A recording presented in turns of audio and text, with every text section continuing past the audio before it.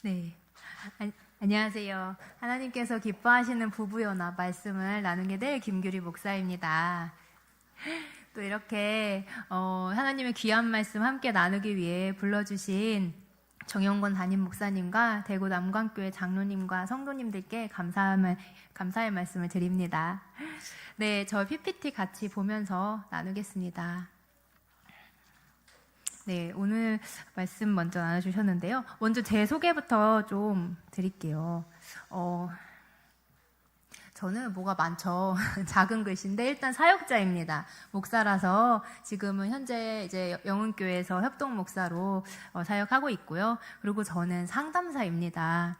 그래서 세브란스에서 임상목회 이런 것도 교육을 받았고 또 이제 장신대에 학교 안에 있는 상담소에서도 한 4년 있었고요. 또 연대 안에 있는 상담소에서도 8년, 슈퍼바이저로 1년 있었고요.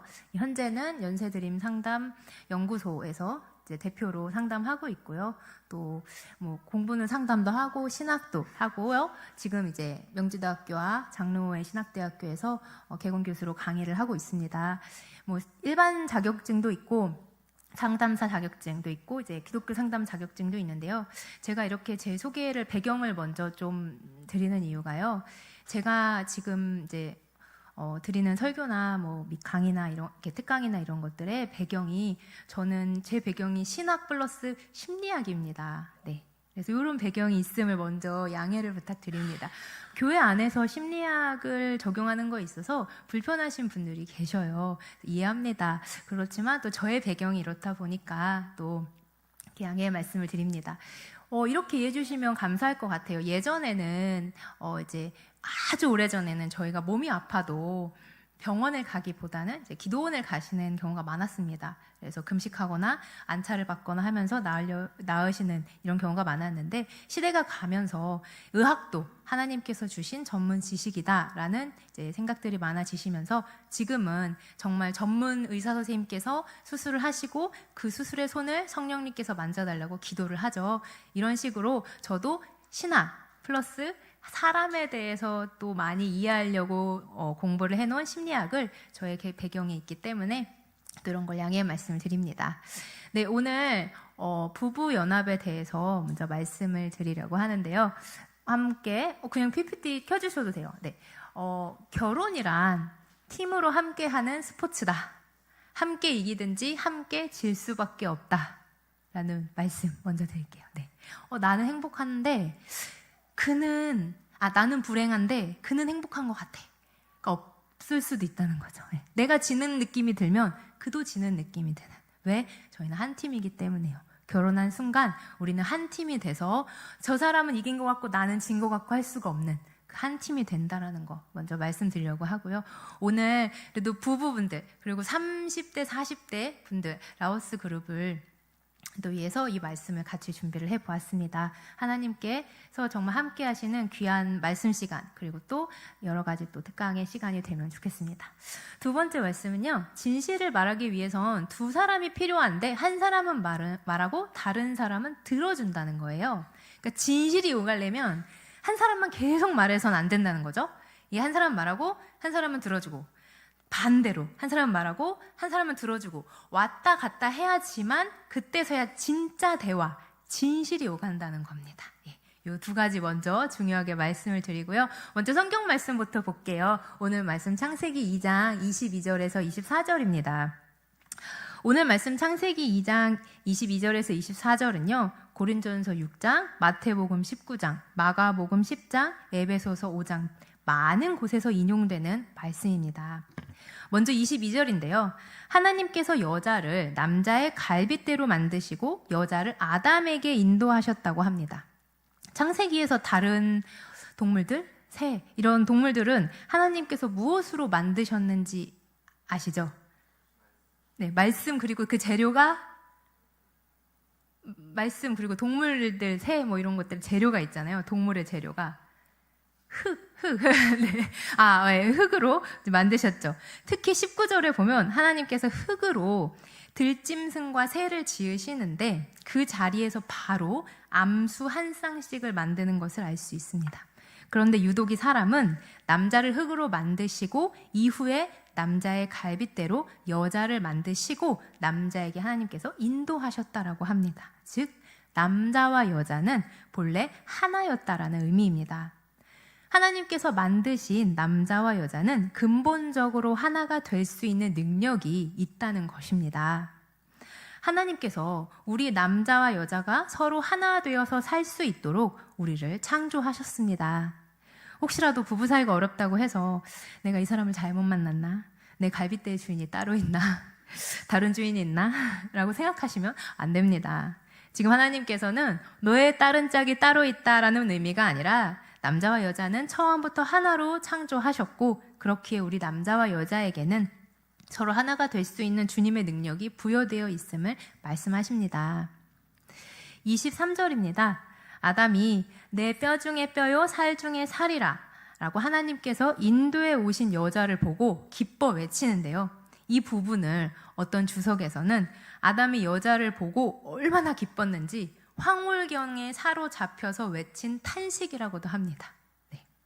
그만큼 여자와 남자가 마음이 통하고 함께하는 시작은 매우 기쁜 순간입니다. 우리도 처음에 그렇게 만났습니다. 이렇게 서로 기뻐하며 탄식하며 결혼만 하면 쉽게 하나가 될 거라고 생각할 때가 있었죠. 네, 생각했습니다. 가장 중요한 25는 24절인데요.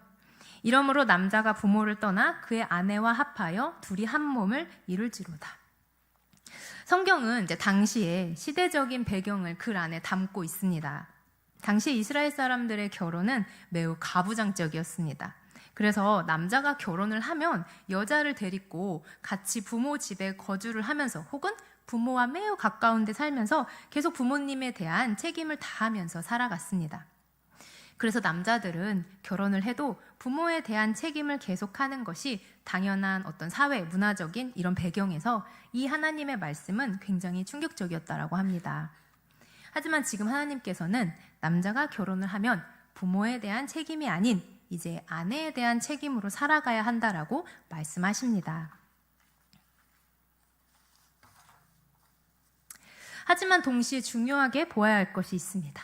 오늘 말씀 24절에는 세 가지 동사가 사용이 되고 있습니다. 남자가 부모를 떠났다, 그의 아내와 합했다, 연합하다고요. 둘이 한 몸을 이뤘다. 세 가지요. 떠나다, 합하다, 이룬다. 세 가지 동사가 사용되고 있는데요. 성경이 처음에 한글로 적혀 있었던 게 아니잖아요. 히브리어로 적혀 있을 때에 그 원문의 동사 형태를 조금 주의 깊게 보려고 합니다. 주석을 찾아보면 여기서 떠났다 라는 건 미완료형이고 합했다 그리고 이룬다 라는 것은 완료형 시제 동사로 적혀 있습니다. 즉 아내와 연합하고 한 몸을 이룬다 라는 거는 한순간에 빨리 이루어야 되는 완료 행동이라면 부모님을 떠나라 라는 것은 한순간에 완료되는 행동이 아니라 계속해서 이뤄가야 하는 긴 시간이 걸리는 행동이기에 미완료임을 알 수 있습니다. 이 말씀은 아내에 대한 책임을 다하기 위해서 남자가 부모를 완전히 단절하여 그 책임을 한순간 버리는 행동을 하라는 것이 아닙니다. 남자가 결혼을 하면 부모님에 대한 책임의 모습이 천천히 바뀌어가야 한다는 것을 의미합니다. 남자는 독립된 존재가 돼야 돼서 이제는 아내와 자신의 가정에 책임을 다하여 부모님께는 바뀐 책임, 이전과는 다른 모습으로 부모님과 관계해야 된다는 것을 의미합니다. 그렇기 때문에 남자가 여자와 연합하고 한 몸을 이루는 것은 한순간에 빠른 완료하는 행동이라면 부모님을 떠나라 라는 것은 새로운 관계를 형성하며 천천히 그 책임의 변화를 받아들이면서 변화하나라는 의미입니다. 성경이 쓰여질 당시의 이스라엘 남자들은 가부장적인 사고관에서 부모님에게 결혼 전에 가졌던 책임에 얽매여 있었나 봅니다. 하나님께서는 남자에게 그래서 부모에게 결혼 전에 가졌던 책임이 아닌 이제는 독립하여 아내와 만든 가장의 책임을 다할 것을 명령하십니다. 그런데 요새 시대에는 여자도 많이 부모님에게서 독립 못한 것을 봅니다. 그러므로 이 말씀은 원래 의미대로 재해석을 한다면 여자든 남자든 부모님에게 가졌던 결혼 이전의 책임에서 벗어나서 이제는 새로운 관계로 자신의 가정에 대한 책임을 세워갈 것을 알려주고 있습니다. 남자도 여자도 이제는 각자의 가정에서 독립을 하여서 둘이 만든 새로운 가정에 책임을 다해야 합니다. 이것이 연합하여 한 몸을 이룬다는 것입니다. 그리고 각자의 가정의 부모님과는 결혼 전의 관계를 그만두고, 즉 둘 다 독립을 해서 새로운 관계로 부모님을 대해야 할 것입니다. 이것을 상담학에서는 분화라고 합니다. 제가 이후로 분화에 대해서 조금 더 말씀을 드리겠습니다. 그런데 요새는 결혼을 하고 단번에 친정 혹은 시댁과 단절하는 가정도 많이 봅니다. 혹시 주변에 안 계신가요? 제 주변에는 3가정 중에 1가정은 다 단절한 것 같아요.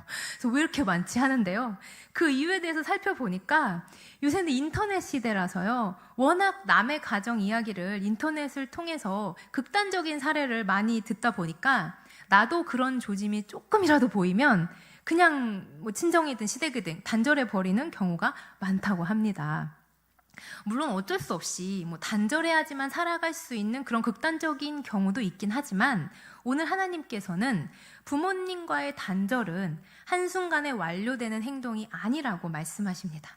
가능하면 천천히 부모와 자녀의 관계의 변화를 받아들여서 노력하는 부분이 좋다라고 말씀하십니다. 하나님께서 우리에게 결혼해서 잘 살 수 있는 능력을 창조 때부터 주셨음을 기억하시기 바랍니다. 그리고 그 능력을 회복하시기 바랍니다. 또한 남자든 여자든 이전에 부모님에게서 독립하셔야 함을 기억하시기 바랍니다. 여기서의 독립은 미완료, 아직도 완성되지 않은 시간이 걸리는 변화의 행동으로 이제 새로운 관계로 부모님을 대하셔야 함을 기억하시기 바랍니다. 이것이 두 사람이 만나 연합하고 하나 되는 시작입니다. 즉 가정이 세워지는 토대입니다. 그렇게 서로 연합하고 한 몸을 이뤄가시는 부부, 가정 되시기를 축복합니다. 이어서 오늘 말씀과 함께 같이 또 몇 가지 특강을 좀 나누려고 하는데요. 제가 말씀을 성도님들께 말씀을 드릴 것은 가족이 어떻게 살아가는지, 그리고 가족의 문제는 뭔지, 의사소통은 어떻게 해야 되는지 부분들입니다. 그런데 저는 여기 계신 분들께서, 나우스 그룹 분들께서 그래도 좀 문제가 있다 쳤을 때 상, 중, 하로 나누면 중간, 그냥 평범한 중간 정도다라고 생각을 하고 이 내용을 준비를 했습니다. 혹시라도 이 중에 정말 외도, 노름, 사체, 중도, 폭력 이런 부분이 있다면 이건 저의 강의로 해결되는 부분이 아닙니다. 이런 거는 전문가를 찾아가셔야 됨을, 특별 조치를 받으셔야 됨을 말씀드리고요. 저는 그냥 평범하게 살아가시는 분들을 대상으로 준비를 했습니다. 네, 도움이 되셨으면 좋겠고요. 가족은 어떻게 살아갈까요? 이 부분에서 이제 많은 분들이 궁금해하실 때 듀발이라는 사회학자가 가족이 어떻게 살아가는지를 조사를 했습니다. 1977년이라 굉장히 오래전인데요. 그런데 지금까지도 가장 이상적인 가족의 어떤 형태로 좀 남아있고 또 배우고 전해지는 부분입니다. 물론 이후에 듀발 학자 이후에도 지금은 많죠. 한부모 가족, 돌싱 재혼 가족, 혹은 또 혼자 사는 미혼으로도 발달 주기가 있을 수 있고 여러 가지가 있지만, 그래도 가장 그냥 제때 결혼해서 아이를 낳고 살아가는 그냥 그 정도의 평범한 이상적인 가족을 가지고 듀발이라는 학자가 가족들이 어떻게 살아가는지를 한번 보았습니다. 그런데 그 가족들이 발달 단계가 있다는 겁니다. 저희 사람도, 개인도 발달 단계가 있어요. 예를 들면 아동기가 있고요, 청소년기가 있고, 성인기가 있고, 노인기가 있어요. 대략 하면 이처럼 가족들도 발달하는 발달 단계가 있다는 것입니다. 그 발달 단계를 얘기를 했고요. 그런데 이 발달 단계에서 그에 따른 해야 될 과업이 있다는 거예요. 예를 들면 저희가 청소년기에 해야 될 과업이 뭘까요? 자아 정체성의 확립입니다. 내가 누구인지 청소년기에 잘 해야지만 그 뒤에 진로로 연결도 잘 되고 결혼도 잘 연결이 잘 되고 교육까지요. 근데 이게 과업, 그때 해야 될 일이 이루어지지 않으면, 청소년기에 내가 누구인지를 정확하게 스스로가 발견하지 못하면 그 다음에 진로부터 다른 노년기까지 계속 혼란이 옵니다. 이처럼 과업이라는 건 그때 해야만 하는 일을 과업이라 하는데요. 가족들도 발달 단계에 따른 그때 해야 되는 일이 있다라는 겁니다. 그걸 얘기를 하건 갖고 가지고 왔고요. 그리고 또 발달 과업을 안 하면 문제가 발생하죠. 과업이라는 건 그냥 하나를 빠뜨리고 넘어갈 수는 없습니다. 네, 해야지만 넘어가지고요. 그리고 또 문제가 언제 많이 발생하냐 봤더니 단계가 넘어갈 때. 저희 개인도 그래요. 청소년기에서 성인기로 넘어갈 때 저희가 갑자기 받아들여야 되는 어떤 스스로의 독립과 또 진로 결정으로 인한 막 혼란들이 옵니다. 이처럼 가족도 발달 단계가 움직일 때 약간 그 가족 간에 혼란이 오고 조금 문제가 생긴다. 이때를 잘 넘어가면 된다라고 하면서 발달 단계에 대해서 얘기를 합니다. 제가 그걸 가지고 왔고요. 이거를 이제 뭐 길게는 안 설명드리려고 해서 요약본으로 드렸어요. 그래서 천천히는 보시면 되고요. 첫 번째 단계를 보시면 신혼부부부터 2년까지인데요. 보통 결혼해서 1년 정도는 두 사람이 아이가 없이 맞춰가는 게 좋다라고 합니다. 그래서 임신할 때까지 대략 2년 정도요. 네. 뭘 맞춰가냐, 옆에 있는 것들을 맞춰가는데요. 이 부분에 대해서 요새 TV에서 재밌는 CF가 있어요. 보셨는지 모르겠는데 한번 제가 가지고 왔습니다. 두 분이 만나서 살아가는 첫 단계입니다. 영상 한번 보실게요. 드라이기를 어딜 말리는 거야? 결혼한 지 4년. 맞는 게 진짜 하나도 없어요. 한 집에 사는 게 이렇게 힘들 줄은 몰랐어요. 자기야 시간 없어 빨리 가자. 아 그거 예뻐 아무거나 이거 똑같아. 어? 나 안 가. 왜?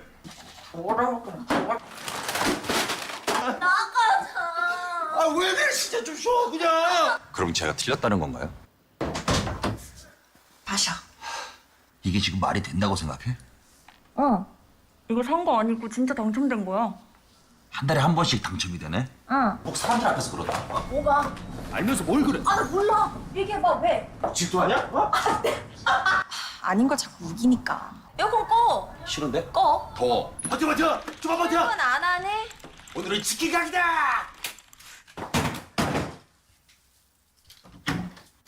나도 해볼래. 자기 못해. 하자, 좀. 아이고 기억 막아줬어. 뭐 그렇게까지 화를 내. 다시 붙이면 되지. 그래도 좋은 거 보면 제일 먼저 생각나는 사람? 그래도 뭐 맛있는 거 먹으면 같이 먹고 싶은.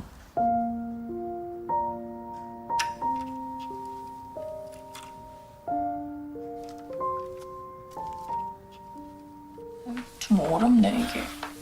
그거 그렇게 붙이는 거 아니야. 또 그거 물어내. 서로 다른 문명이 만나 함께 지어가는 집. 가족은 그렇게 태어납니다. KCC 건설 스위첸. 집 광고예요. 요새는 이게 자작년인가 CF 부분대 1위를 했다고 하고요. 그만큼 어떤 집 광고도 요새 이렇게 감동적으로 만들죠. 네. 이렇게 저희가 둘이 만나서 시작했던 때를 있습니다.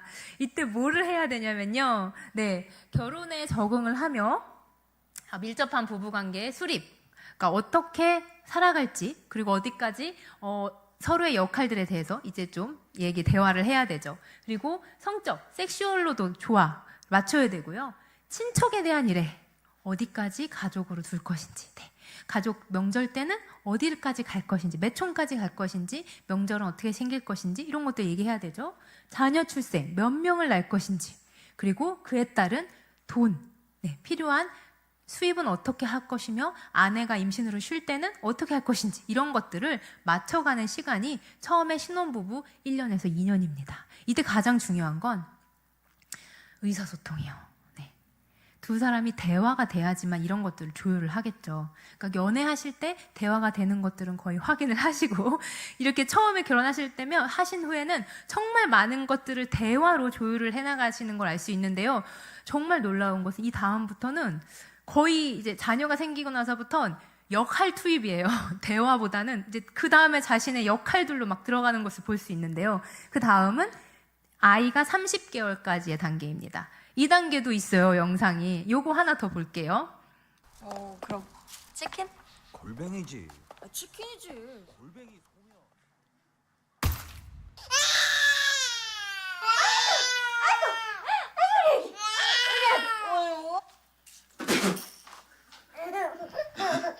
행복해요.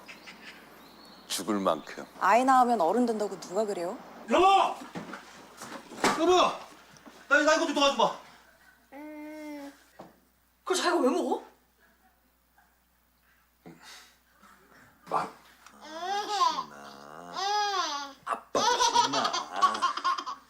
신나지 아주. 아니 하나부터 열까지 다 알려줘야 돼요. 저도 아빠가 처음인데요. 아, 그럼 난 두 번째냐? 자기야, 이거 사왔어. 아, 기저귀 그거 아니야. 몇 번을 얘기해. 아니야. 갖고 올게. 오늘 재훈이 오빠가 먹기로 했잖아. 나 회사에서 야근했어. 진짜 정말. 나 칼퇴하고 와가지고 먹이고 시키고 재우고 다 했어. 자기야, 애긴 나 미안해. 혼자 잠깐만.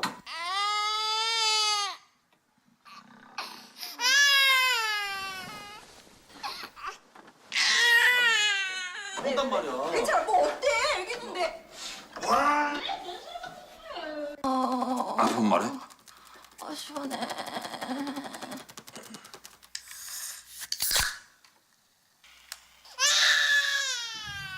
근데 뭐 둘보단 셋이 나은 것 같기도 하고. 하나 더 낳고 싶기도 하고. 사람 짚히게 조심해. 알겠어. 나 수색대 출신이야.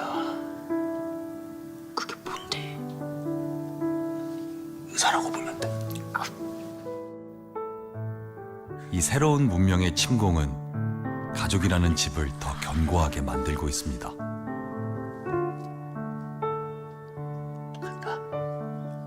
KCC 건설 스위첸. 네, 감동적이죠. 막 저 집에 살고 싶은 마음이 드는 CF죠. 네, 저럴 때가 있었죠, 진짜요. 네, 이렇게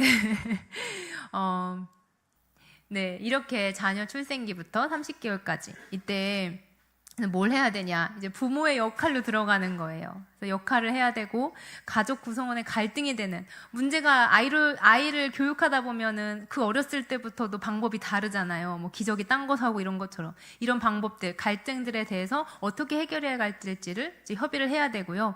이때 이제 자녀 양육에 대한 배우자의 협의 더 날 것인가? 어떻게 할 것인가? 어떻게 키울 것인가? 처음부터 조금씩 조율이 들어갑니다.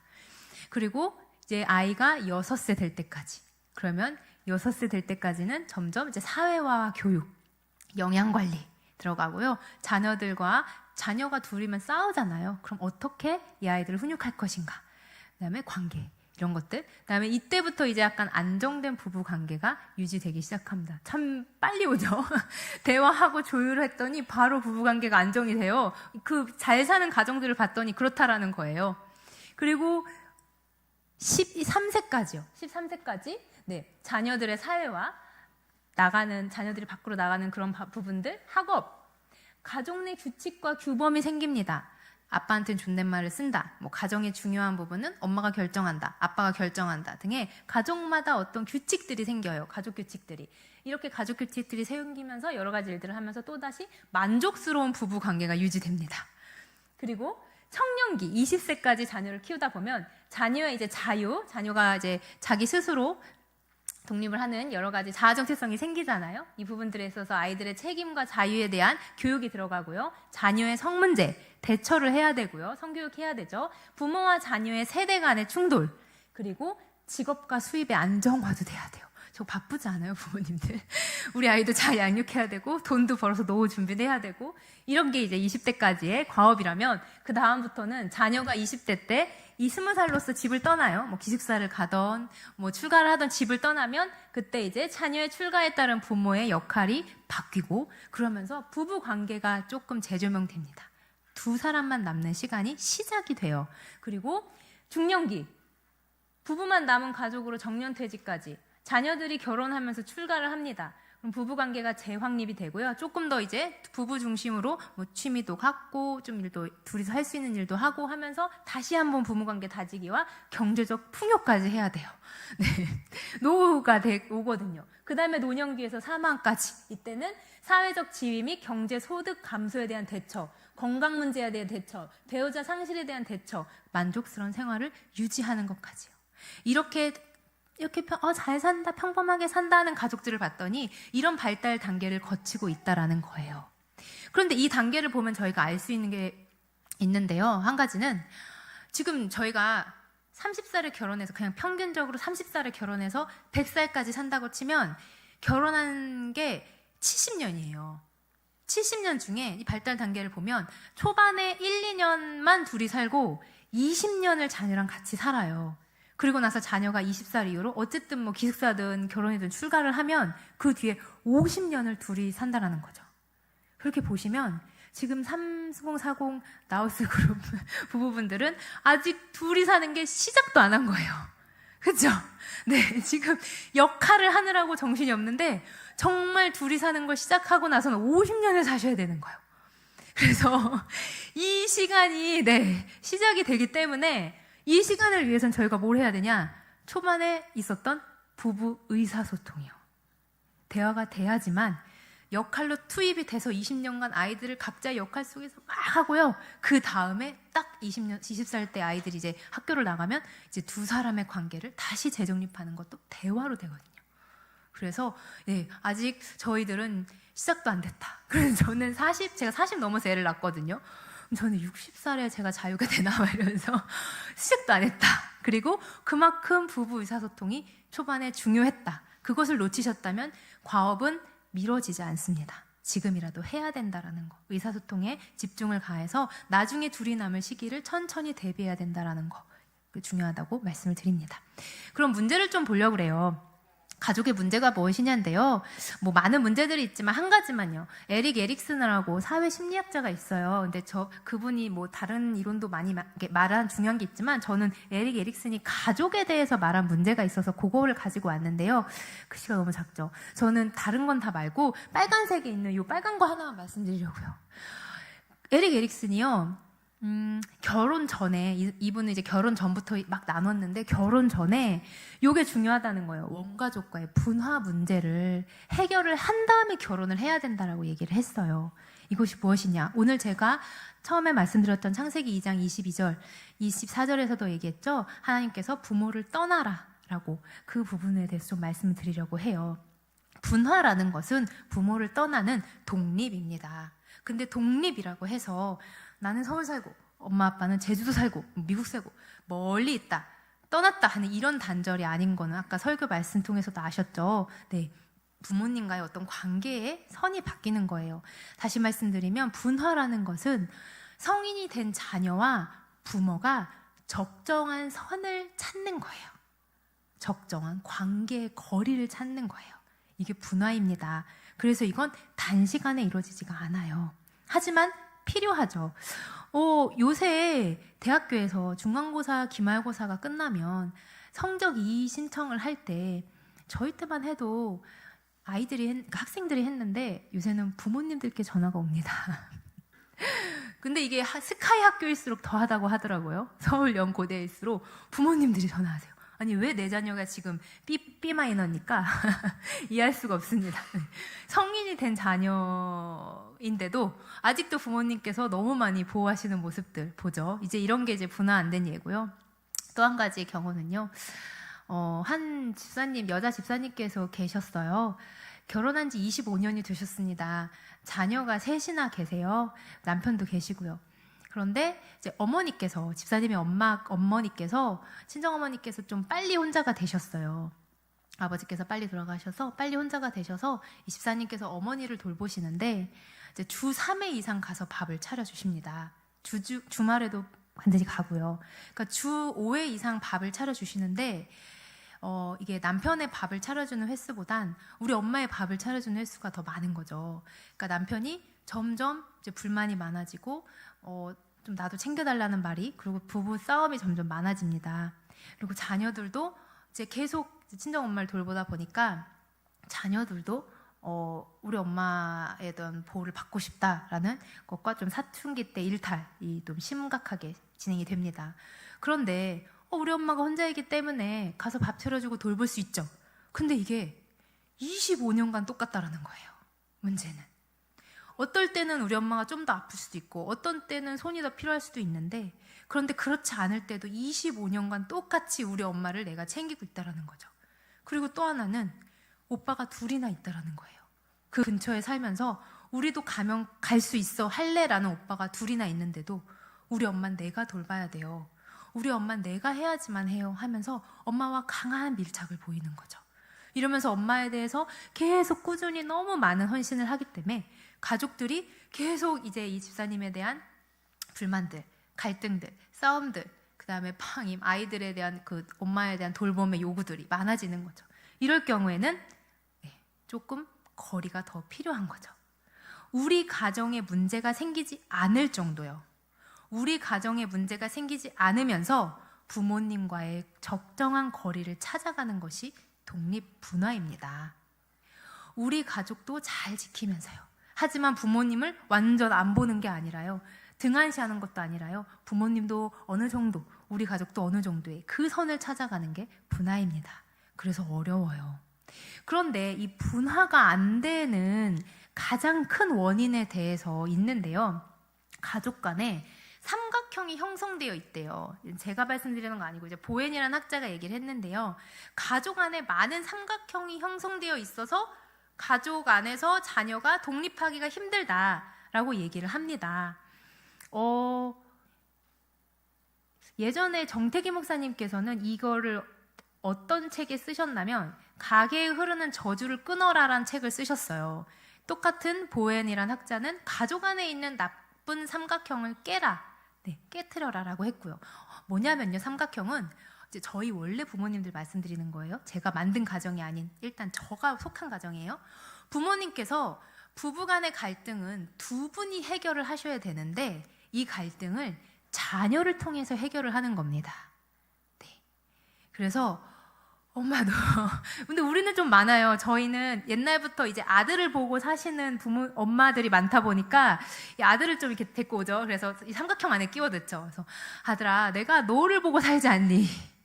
내가 너가 아니었으면 이혼했다. 야, 너 엄마가 정말 너를 위해 얼마큼 희생하고 사는지 알지 않니? 근데 요새는 딸도 많아요. 그래서 딸들도 결혼을 안 하려는 집이 너무 많아요. 내가 나가면 안 되거든요, 이 집에서. 그래서 또 아빠도 얘기하는 거죠. 내가 도저히 엄마랑 말이 안 통하니까 너가 들어봐라. 그리고 가서 엄마한테 잘 얘기해봐라.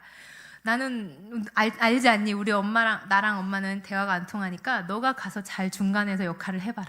하면서 엄마 아빠가 그 갈등은 두 분이 해결을 하셔야 되는데 자꾸만 그 안에 자녀를 끼워 넣는 거예요. 뭐 한두 번 끼워 넣는 건 괜찮은데 계속해서 자녀를 통해서 이 관계를 해결을 하시다 보면은 그러면 이제 이 안에서 자녀가 가족에서 더 독립하기가, 분화하기가 힘들어집니다.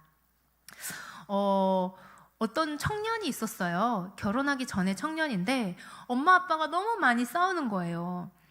그래서 이제 그 가운데서 엄마가 힘들 때마다, 아빠가 힘들 때마다 그 얘기를 다 들은 거죠.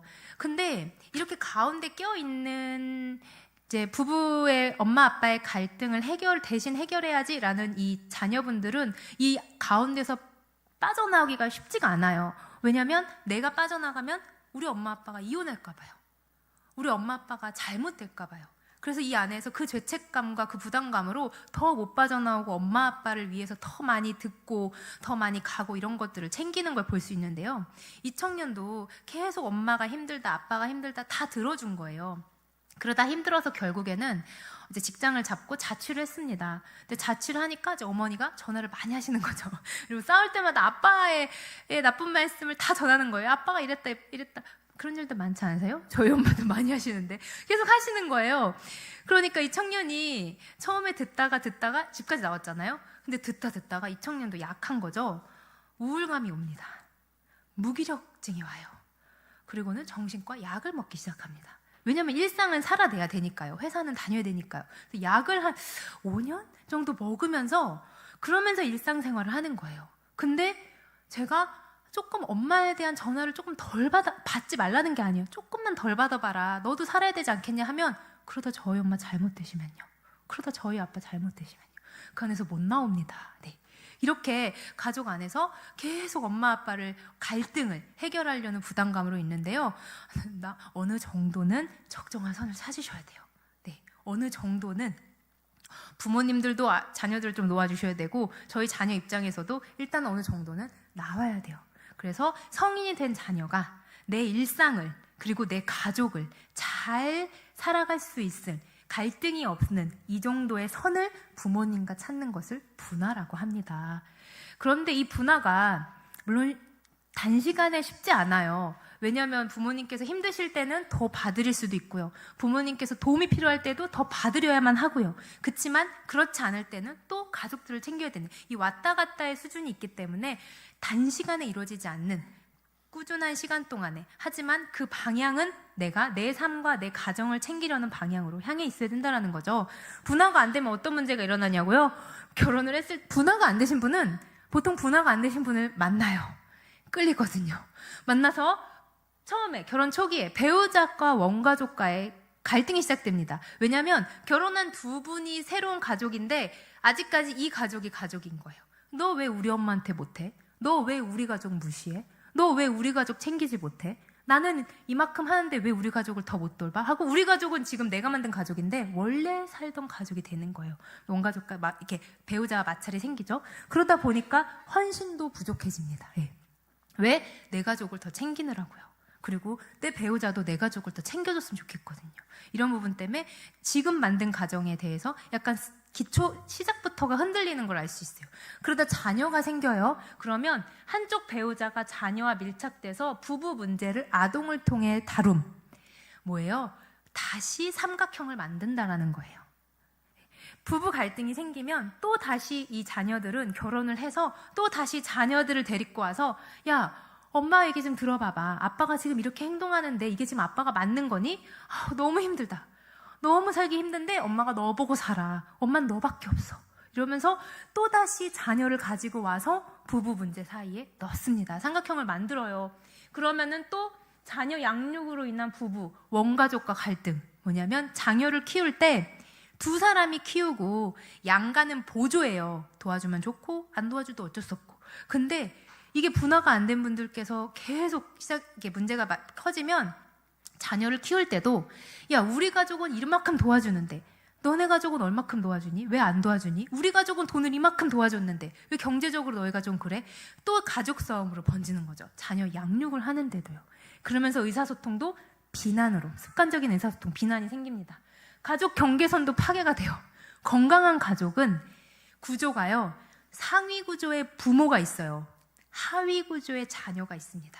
자녀는 부모를 공경하고 존중할 수 있어야 돼요. 근데 이 경계선이 파괴가 되면 자녀가 부모를 데리고 와서 부부 사이에 집어넣기 때문에 자녀들이 부모를 무시해요. 부모를 가르칩니다. 그래서 아빠 무시하고 엄마 무시하고 이 관계선이 막 들쑥날쑥 되면서 점점 어떤 부모, 엄마 아빠에 대한 공경보다는 비난을 더 많이 하는 쪽으로 좀 더 무시와 갈등이 생기겠죠. 자녀들도요. 그리고 중년기가 돼요. 주도권을 갖기 위한 힘겨루기. 이 가정을 위해 누가 더 힘을 썼냐, 누가 더 헌신을 했냐, 주도권을 가지려고 싸우고요. 아예 엮이는적 상호작용, 비난하는 의사소통이 자리를 잡습니다. 네. 또 자녀가 독립해요. 자녀가 어쨌든 뭐 기숙사를 가서 나가요. 그러면 이때까지 자녀를 통해서 대화했던 부분이 깨지면서 다시 서로 비난의 대화가 갈등이 시작이 됩니다. 그리고 부모의 관심, 자비, 과잉 보호로 인해서 부모 자녀 관계가 동료 관계로 변화되질 못해요. 무슨 말씀이냐면요. 내 자녀가 결혼을 하면요. 그리고 부모가 되면 이젠 나의 자녀가 아니에요. 한 가정의 부모예요. 부모로 대하셔야 돼요. 동료로 대하셔야 된다라는 거죠. 너도 이제 한 가정의 가장이다. 너도 이제 한 가정의 엄마다, 아빠다. 너가 잘할 수 있다라고 해줘야 되는데 부모님께서 분할을 안 시키려고 자녀들을 너가 결혼을 했어도 엄마 없이 살 수 있을 것 같니? 너가 결혼을 했어도 부모한테 이렇게 하면은 제대로 된 가정을 세울 수 있을 것 같아? 이러면서 계속 과잉 보호를 원하시고 하시는 거죠. 이러면서 또 문제가 생깁니다. 노년기 때는요. 은퇴를 했어요. 부부가 갑자기 24시간 함께 있음으로 문제가 발생합니다. 너무 슬프지 않나요? 저희가 24시간 함께 있으려고 결혼을 했는데 결국에 24시간 함께 있음으로 문제가 발생하는 거예요. 너무 슬픈 사실이죠? 이렇게 분화가 안 되면은 그 뒤로 쭉쭉쭉쭉 계속 문제가 발생하는 걸 알 수 있어요. 그래서 저희가 부모님과의 적절한 관계, 이 적절한 관계는요, 경제적으로, 정서적으로, 영적으로 해요. 이론적으로는 경제적으로 독립이 안 되면 정서적으로 독립이 안 된다라고 해요. 그래서 경제적 독립이 첫 번째거든요. 내가 살 수 있는 만큼의 수준의 돈을 내가 벌어야 그 다음에 정서적으로도 엄마 아빠한테 의존을 안 한다 하는데, 근데 사실 이게 보면 현실은 저희가 지금 이제 노년기인 부모님들께서는 되게 힘드실 것 같아요. 왜냐하면 이게 그렇잖아요. 지금 저희들 3040 세대는 어찌 보면은 부모 도움 없이 집을 살 수 있나? 할 정도로 집이 되게 비싸잖아요. 우리나라는요. 그래서 참 어찌 보면 누구는 돈을 받았는데 나는 왜 못 받지? 그러다 보니까 부모님들도 막 돈을 물려주지 못하면 미안해 하시더라고요. 그래서 참 그런 세대인데, 그래도 그럼에도 불구하고, 그래서 어찌 보면 경제적으로 독립한다라는 게 지금 우리나라의 현실상 가능할까라는 질문이 들어도, 그래도 저희가 갈등이 생기지 않을 만큼의 경제적인 왔다 갔다 돈, 갈등이 나의 일상이에요, 가족이에요. 갈등이 생기지 않을 만큼의 정서적인 의존과 도움, 그럼 갈등이 생기지 않을 만큼의 영적인 돌봄과 기대, 이런 것들이 적정한 선이 생겨야 함을, 그것이 바로 부모님으로부터의 독립, 분화임을 말씀을 드립니다. 창세기 12장에 보면요, 하나님께서 아브라함에게 말씀하셨어요. 너는 너의 본토 친척 아비의 집을 떠나 내가 내게 지시할 땅으로 가라. 그리고 하나님께서도 아브라함에게 떠나라 말씀하셨고요. 그때 아브라함이 떠나면서 붙들고 간 것이 무엇이냐면 하나님의 말씀이에요. 저희들에게는 하나님께서 저희 각자에게 주시는 하나님의 말씀이 있습니다. 하나님의 음성이 있습니다. 아버지 하나님과 함께 하심으로 먼저 내 안에 독립, 건강한 부모님과의 독립, 분화가 이루어지시는 저희 한 분 한 분들이 되시기를 소망합니다. 네, 그리고 나서 분화가 된 다음에는 기술이에요. 그 다음엔 기술이 부족해서 좀 싸우는 거거든요. 부부 의사소통 간략하게 3개만 말씀드릴게요. 맨 첫 번째는 사랑해 고마워라고 말하는 건데요. 에베소서 5장을 보면요, 너희도 각각 자기의 아내 사랑하기를 남편은 아내 사랑하기를 자신같이 하고 아내도 자기 남편을 존경하라 인데요. 이게 뭐 성경이 오래전에 이렇게 적혔으니까 예전에만 해당되는 말씀이 아니야?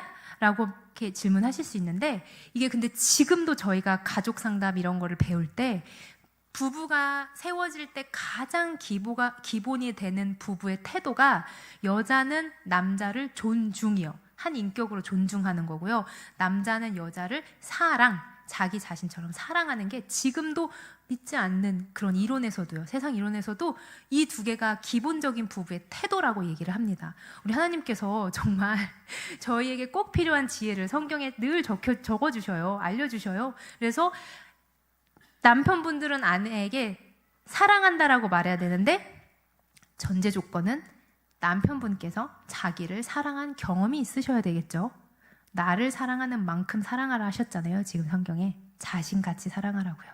자신을 사랑할 수 있는 남편이 아내도 그렇게 잘 소중히 사랑할 수 있습니다. 또한 아내도 남편을 이제 존경이라는 거는 높이하라는 게 아니라 한 인격체로서 존중하라는 거예요. 근데 요새는 선생님의 교권도 존중받지 못하는 시대잖아요. 그래서 저희 여자들도 누군가를 존중하는 걸 연습하고 경험하고 남편한테 고마워라는 말을 자주 하셔야겠습니다. 사랑의 고마워가 첫 번째고요. 2번째는 아이메시지예요. 나는 이래, 너는 어때라고 자기 주장을 정확하게 하고 다른 남편, 배우자의 이야기를 적극적으로 듣는 것입니다. 되게 쉬워 보이는데요. 근데 저희 좀 여자들은요, 약간 유교적인 문화 때문에 그런가? 어렸을 때부터 저도 그래요. 약간 원하는 걸 특히 남자들한테 정확하게 얘기하지 말라고요. 여자들은 좀 이렇게 좀 원해도 좀 한두 번은 거절해라. 그리고 좀 이렇게 뭔가 표현하지 말아라. 이런 걸 좀 미덕으로 삼은 시대다 보니까 나는 이걸 원해요라는 걸 표현하는 여자가 잘 없는 것 같아요. 그러니까 몰라서 잘 못하시는 것 같아요. 일부러 안 한다기보다는 그렇게 살다 보니까요. 근데 가장 필요한 건 나는 뭘 원해라고 말을 정확하게 할 수 있어야 된다는 거죠. 잘 모르시는 경우에는요, 다 경험해 보시는 거예요. 내가 어디 놀러 간지 잘 몰라요? 산도 가보고 바다도 가보고 수영장도 가보시는 거예요. 뭐든지 그냥 일단 얘기하신 다음에 근데 가보니까 별로였어. 다음엔 거기 갈래. 일단 자기 주장이 첫 번째라는 거예요. 나는 이걸 원해. 당신은 이게 괜찮아? 내 주장 한 번, 당신 주장 한 번 해서 나는 너를 듣는 것들이, 말하고 듣는 것이 2번째 의사소통의 방법이고요. 3번째는 글씨가 작아서 그냥 설명드릴게요. 멈췄다 쉬시는 거예요. 이거 싸움의 방법인데요. 타임아웃. 저희 축구나 농구하면 타임아웃 있잖아요. 뭔가 저희가 막 싸움이 올라갈 것 같은 순간에 신호를 갖습니다. 뭐 경기장처럼 이렇게 타임아웃 이렇게 하셔도 되고요. 이건 두 사람이 사이가 좋을 때 정하셔야 돼요. 싸우실 때 정하는 게 아니라 사이가 좋으셨을 때 우리는 어떻게 신호를 정할까 해서 신호를 정하고요. 어떤 분들 정하라고 그랬더니 이렇게 정하시는 분들을 보셔서 제가 아니 싸우다가도 이렇게 하실 거예요? 이랬는데 뭐 좋습니다. 뭐든지 정하셔서 그냥 이 표현이 나오면 일정 시간 10분, 20분, 30분 저는 볼 때 30분이 제일 좋은 것 같거든요. 30분 정도 쉬었다가 다시 거실에서 혹은 안방에서 장소도 정하셔야 돼요. 만나는 거예요. 올라간다. 아, 내가 뭔가 비난의 말을 상처를 줄 것 같다 하시면 딱 하시고 2시 약속했으니까요. 사이 좋을 때 하시고 30분 뒤에 다시 만나는 거예요. 근데 30분 동안 뭘 하느냐 보시면은 뭐 기도를 하거나 책을 읽거나 TV를 잠시 보거나 뭔가 사고의 전환을 한 다음에 생각하시는 거죠. 아, 내가 뭐 때문에 지금 순간 열이 확 받았지? 그 생각을 다시 하신 다음에 아, 내가 이것 때문에 그렇구나. 아, 내가 우리 엄마 아빠 얘기만 엄마 얘기만 나오면 화가 난다? 그럼 다시 가서 그 얘기부터 시작을 다시 하시는 거예요. 내가 이런 부분에서 화가 났다. 근데 다시 한번 얘기해보자 하고 전환을 한 다음에 다시 멈춰서 만나는 거. 이거는 서로 상처 주는 말이 쌓이잖아요. 오래 살아야 되는데요. 그리고 그 쌓인 말들은 안 없어집니다. 네.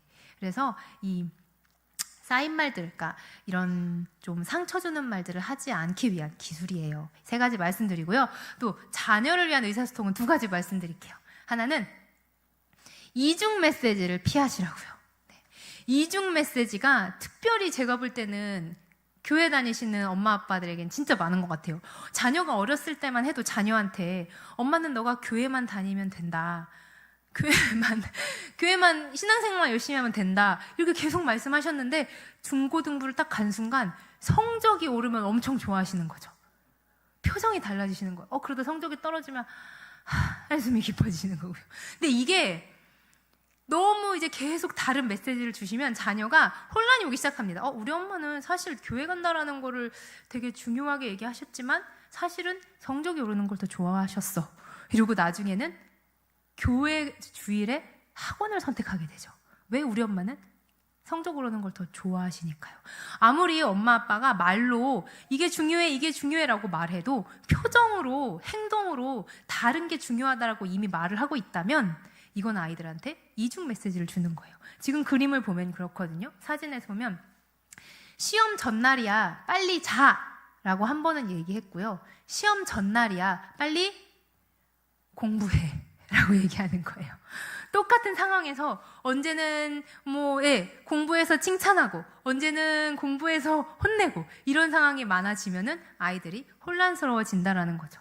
이중 메시지는 굉장히 안 좋아요.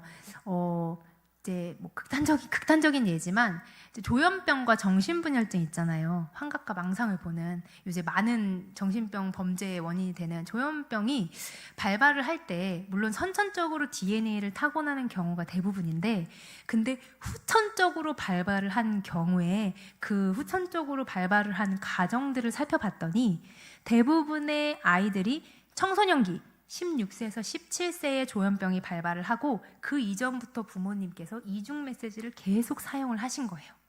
물론 퍼센테이지로 보면은 0.1%, 0.2%지만 그래도 후천적으로 아이들이 이중 메시지를 계속해서 듣고 자라면 조현병이 온 아이들이 0.1%가 있을 만큼 그만큼 이중 메시지는 위험합니다. 그리고 아이들의 정서에 좋지가 않아요. 왜냐하면 저희 성인들은 이중 메시지를 줘도, 그러니까 말로는 말로는 뭐가 있을까요? 말과 행동이 다를 때 저희 성인들은 그냥 맥락을 보고 혹은 비언어적인 메시지를 보고 약간 해석을 할 수가 있어요. 근데 아이들은 아직 그게 안 되기 때문에 이중 메시지를 알아듣기가 어렵습니다. 말하는 걸 그대로 알아듣는 거죠. 이중 메시지를 피하는 방법 중에 제가 추천드리는 것은 차라리 우선순위로 말씀을 드리라는 거예요. 제가 요약본에 적어놨죠. 엄마는 첫 번째, 네가 교회 가는 게 제일 중요해. 엄마는 두 번째, 네가 성적이 올랐을 때도 기분이 좋아. 엄마는 세 번째, 뭐 있을까요? 돈을 많이 벌면 좋겠어? 뭐 그래서 3개에서 너무 많으면 안 돼요. 이렇게 한 50개 있으시면 안 되잖아요. 다 3개에서 5개 정도. 잘 이렇게 해서 네, 엄마는 이런 건, 엄마 아빠는 이런 게 중요하다라고 말씀을 주시는 게 차라리 이중 메시지를 피하는 방법입니다. 마지막 2번째는 질문도 해라. 제가 처음에 말씀드렸죠? 진실한 대화, 진짜 대화가 오가기 위해서는 한 사람은 듣고 한 사람은 듣고 한 사람은 질문한다라는 거예요. 듣고 질문하고가 같이 두 사람 사이에 왔다 갔다 해야 됩니다. 부부 관계도 마찬가지지만 자녀 관계도 그래요. 네. 자녀에게도 어느 순간 저희가 말을 더 많이 하고 있지만 그만큼 질문도 해야지만 그래야지만 저희가 자녀들이 말하는 진짜 마음과 진짜 소통을 들을 수 있다라는 거예요. 그래서 질문도 많이 하는, 질문을 하려고 노력하신, 잘 안 되거든요. 질문도 하려고 노력하시는 저희 부모님들이 되시면 좋겠습니다. 네, 제가 준비한 거는 여기까지고요. 정말 가장 첫 번째 기술들은 근데요, 물론 뭐 기술에 대해서 여러 가지 막 길게 설명드릴 수도 있지만 기술들은 책을 봐도 되고 뭐 좋은 영상을 봐도 많아요. 하지만 가장 첫 번째는 저희가 경제적으로, 정서적으로, 영적으로 부모님과 독립해서 건강한 성인이 되는 것, 그리고 두 분이 만나서 그 건강한 가정을 만드는 게 가장 부부의 토대임을 또 한 번 말씀을 드립니다. 하나님께서도 오늘 부모를 떠나라고 말씀하셨고요. 그 부모를 떠난다는 건 천천히 부모와의 변화된 관계의 책임을, 그 변화를 받아들이라고 했어요. 그 변화함으로 부모님과도 좋은 관계를 유지하시고 또 내가 세운 가족 가운데서도 건강한 가정을 이루시는 저희 나우스 그룹 성도님들 되시기를 축복합니다. 네, 이 시간 같이 기도하시겠습니다. 하나님 감사합니다. 주님, 오늘 말씀처럼 하나님께서 주신 부부가 하나 되는 그 능력을 저희가 회복하기를 기도합니다. 성령님, 저희가 부부가 하나 되는 그 영적인 능력을 회복할 수 있도록 저희를 도와주시옵소서. 주님, 그리고 또한 저희가 건강하게 부모님과 분화하기를 기도합니다. 그래서 부모님도 돌보지만 또 그 변화된 책임 가운데 저희들의 가정을 잘 돌보는 저희 가정 부모님들이 되게 하여 주시옵소서. 그래서 저희 부모님들의 가정은 부부도 건강하게 세워지지만 그 부모의 모습을 보고 그들의 자녀들도 건강하게 세워질 수 있도록 건강한 독립과 건강한 인격체가 될 수 있도록 성령이 인도하여 주시옵소서. 예수 그리스도의 이름으로 기도드립니다. 아멘.